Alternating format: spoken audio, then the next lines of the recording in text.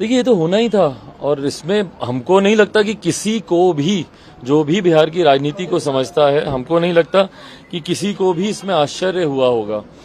और भाई अगर आप रिकॉर्ड्स निकाल कर देखें, जैसे ही बिहार विधानसभा चुनाव के परिणाम आए थे 2020 में, ठीक उसी वक्त मैंने इस बात को कहा था और निरंतरता में मैं इस बात को दोहराता आया हूं कि बहुत जल्द मुख्यमंत्री नीतीश कुमार जी एनडीए गठबंधन छोड़कर पुनः महागठबंधन में जाएंगे ही।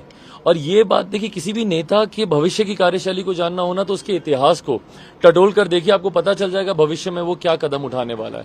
मुख्यमंत्री कभी अपने शब्दों पर टिके ही नहीं है, कभी किसी गठबंधन के साथ ये लॉयल रहे ही नहीं है, कभी अपने ही किसी नेता के साथ ये लॉयल नहीं रहे। भैया जॉर्ज साहब से लेकर आरसीपी तक जितने लोगों ने इनकी मदद की, इनको आगे पहुंचाने के लिए, उन्हीं के सर पर पांव रखकर इन्होंने आगे बढ़ने का इन्होंने काम किया। जिस जिस गठबंधन के साथ गए उस गठबंधन को इन्होंने धोखा दिया। भैया 2015 में क्यों अलग है, 2017 में क्यों अलग हुए थे महागठबंधन से? भ्रष्टाचार के आरोप, आज के उप मुख्यमंत्री उस वक्त के नेता प्रतिपक्ष के ऊपर भ्रष्टाचार के आरोप लगाते हुए ही ये उस गठबंधन से अलग हुए थे ना। तो आज क्या सारे दाग धुल गए, सारी चीजें ठीक हो गई। जहां पर लोकतंत्र की मंदिर में बिहार विधानसभा में खड़े होकर इन्होंने शपथ खाई थी कि मिट्टी में मिल जाऊंगा, भाजपा के साथ नहीं जाऊंगा। 2017 में उसी भाजपा के साथ मिलकर सरकार बनाई कि नहीं बनाई? मैंने तो भारतीय जनता पार्टी को निरंतरता में आगाह किया था कि भैया सावधान रहिए, जो व्यक्ति एक बार धोखा देता है वो कभी भी धोखा दे सकता है।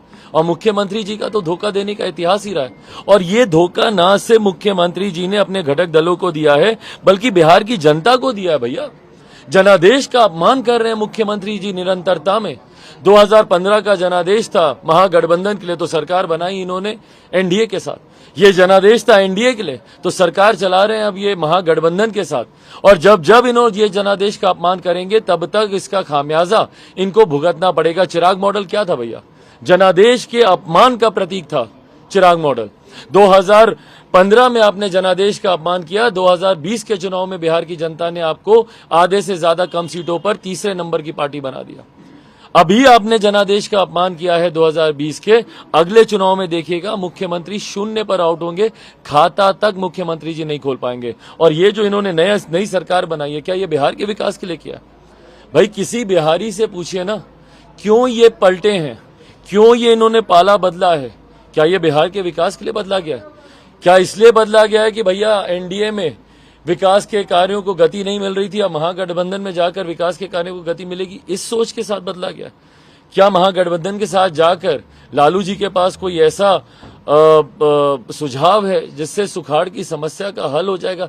क्या इसलिए बदला गया पाला तो हर व्यक्ति जानता है ना कि सिर्फ इन्होंने अपने स्वार्थ के लिए, क्योंकि इनको पता है कि एनडीए में आने वाले 2024 में कम से कम एनडीए में तो मुख्य प्रधानमंत्री पद की कोई वैकेंसी है नहीं। इनके प्रधानमंत्री भाजपा की तरफ से पुनः नरेंद्र मोदी जी होंगे और इनकी मंशा है प्रधानमंत्री बनने की। तो इसीलिए महागठबंधन की तरफ जाकर यूपीए के साथ मिलकर ये अपने आप को प्रधानमंत्री पद के दावेदार के तौर पर ये प्रमोट करने का प्रयास करेंगे। तो भैया अपनी महत्वाकांक्षाओं के लिए तो भैया बिहार की जनता ने आपको नहीं ना चुना मुख्यमंत्री के तौर पर। आप मुझे बताएं कि पिछले 1.5 साल में जब से आप पुनः मुख्यमंत्री बने थे, कौन सा कार्य किया आपने बिहार के लिए? या पिछले 16-17 सालों में आज 8वीं बार आप शपथ ले रहे हैं मुख्यमंत्री पद की, तो इतने सालों में आपने बिहार के विकास के लिए आपने क्या किया ये बताने की जरूरत है। और ये नहीं करने की वजह से पिछली बार आप तीसरे नंबर की पार्टी बने, अगली बार आपका खाता तक खुलना मुश्किल होगा। तो आप लोग पर आरोप लगा रहे तो कह रही है कि आप लोग भाजपा के साथ मिले, उनके खिलाफ ये कर रहे हैं। भैया आरोप नहीं है, सच्चाई है। भाजपा के साथ मिलना सच्चाई नहीं है, पर हाँ चिराग मॉडल की वजह से इनको नुकसान हुआ, ये सच्चाई है। आज ये आरोप लगा रहे हैं, भैया आरोप लगाने के लिए हर बार इनके पास एक नया बहाना होता है। अपने भीतर टटोल के देखिए ना, क्या चिराग मॉडल उपेंद्र कुशवाहा जी नहीं थे क्या? बताएं, उपेंद्र कुशवाहा जी किस मॉडल पे काम कर रहे थे? आज इनकी पार्टी के संसदीय बोर्ड के अध्यक्ष, क्या वो चिराग मॉडल पे काम नहीं कर रहे थे? वो बात अलग है कि भैया जनता ने उनका साथ नहीं दिया, 2020 के चुनाव में वो अपनी कोई उपस्थिति नहीं दर्ज करा पाए, पर वो भी तो मुख्यमंत्री के खिलाफ ही लड़ रहे थे। पेट में दांत, ये ज्ञान किसने दिया भैया?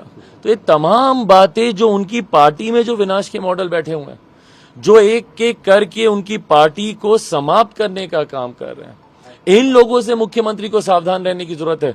ये लोग जो ऐसे सुझाव मुख्यमंत्री को देते हैं और बार बार पाला बदलते बदलते बदलते, भैया मुख्यमंत्री को सोचना चाहिए कि इतिहास आपको कैसे याद रखेगा। आज बिहार का युवा जो आने वाले समय में इतिहास लिखेगा, वो युवा आपको कैसे याद रखेगा कि भैया हम सड़क पर मर रहे थे, हम बेरोजगार थे और आप अपनी कुर्सी बचा रहे थे, हम महंगाई से त्रस्त थे और आप अपनी कुर्सी बचा रहे थे। किसान बोलेगा कि हम मर रहे थे सुखाड़ से और आप अपनी कुर्सी बचा रहे थे। मुख्यमंत्री जी को चिंता होनी चाहिए कि आने वाले समय में जो इतिहास लिखा जाएगा, इतिहास क्या ये यही चाहते हैं कि पलटू राम के नाम से इनको याद किया जाए? किसने दिया था ये टर्म भैया? उन्होंने ही दिया था जिनके साथ मिलकर आज सरकार इन्होंने बनाई है। ये पलटू राम टर्म किसी और का दिया हुआ नहीं है, उन्हीं लोगों का दिया हुआ है जिनके साथ मिलकर आज ये पुनः मुख्यमंत्री बने हैं।